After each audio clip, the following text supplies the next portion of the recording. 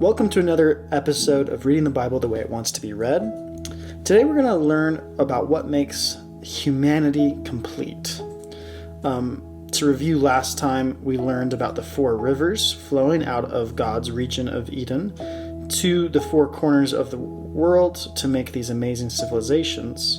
The question is, will humanity trust in God's enoughness and generosity, or will they take good and bad into their own hands? And we get a brief interlude before we move into the main part of that conflict in chapter 3. So, let's read verses 18 and on in chapter 2. Then Yahweh Elohim said, "It is not Tov for the Adam to be alone. I will make him a helper." Now, a couple of things to point out here is, helper, we might have an idea of someone roughly kind of like a maid or a servant, but a helper is very much equal to the person that they are helping. In fact, sometimes the word is used for a shield in battle. And there's nothing small or insignificant or dismissible about a shield. So that's one thing that we may have assumed a long time ago, is that a helper is somehow subservient or underneath the person that they are helping.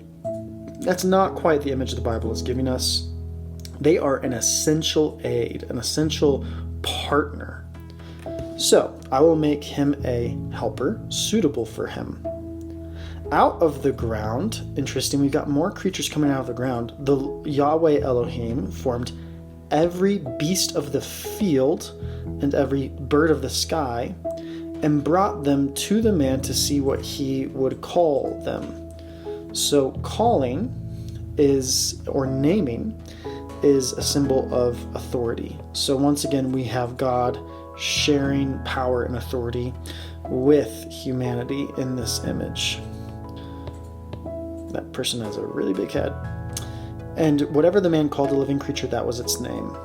Again, more calling, more naming, more authority for humanity. The Ish gave names to all the cattle and all the birds of the sky and to every beast of the field. But for Adam, humanity, there was not found a helper suitable for him. So Yahweh Elohim caused a deep sleep to fall upon the man, and he slept. And these words and images for sleeping suggest a dream sequence will follow, or a vision. So Adam is stepping into the supernatural during this time of sleep. Then he took, that's God, took one of the ribs and closed up the flesh at that place. And ribs, while can be a translation, a much more consistent translation of this Hebrew word would be side. Not that he took a rib out of the side of Adam, but Adam in this sort of dreamlike state is almost bisected. A side of him is taken away. And he closed up the flesh at that place. Yahweh Elohim fashioned into a woman the side which he had taken from man and brought her to the man. And Adam sees her, and he makes a family declaration. So, bone of my bone and flesh of my flesh is not so much of an amorous or romantic declaration. It's a declaration about the nature of family. You and I belong together, is what Adam is essentially saying. And she shall be called Isha, because she was taken out of Ish. And here's an English transliteration of that. So what we see here is another extremely social commentary in Genesis about the equality and the intertwinedness of man and woman. That they are supposed to be brought together, okay, and not split apart. That they are supposed to work as a unit. And this is a very familial commentary, as opposed to, again, a commentary about human and women's sexual relations. It's much more about families. And that very much ties in with the rest of Genesis, which is almost always about families. For this reason, the reason of this poem, the reason that man and woman belong together, they are bone of bone and flesh of flesh.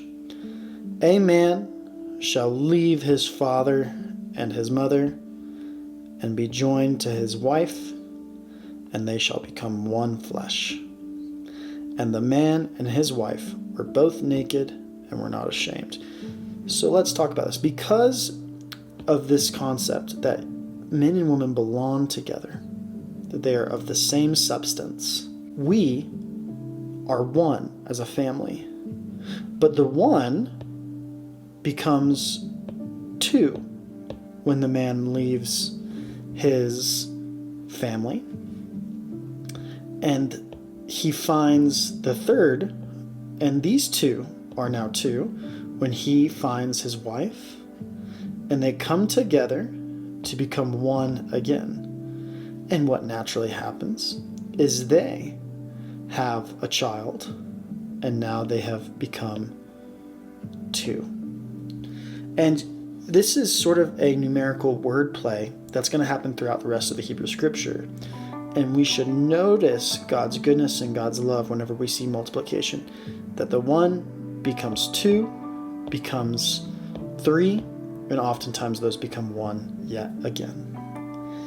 And a key phrase here that's going to create some more stakes and dramatic tension in the next chapter is this last verse 25. And the man and his wife were both naked and were not ashamed. So we have this beautiful picture in the garden, not just of the garden, but of the whole world.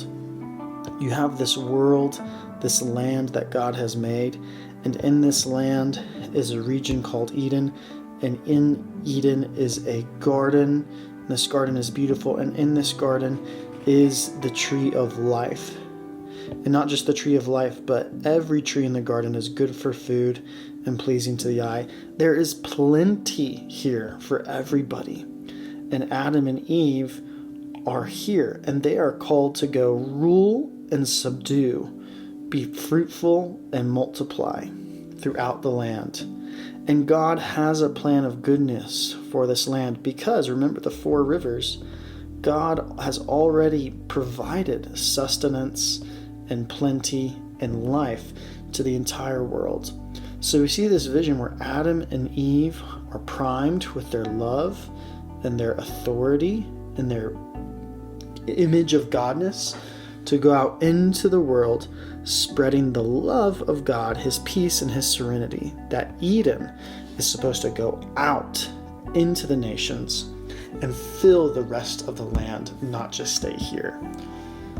But there is one problem, and it is a different tree. It is a tree of knowing good and bad for yourself. And we have yet to have the humans eat of either the tree of life or the tree of knowing Tov and Ra. And that's where we'll pick up in chapter 3.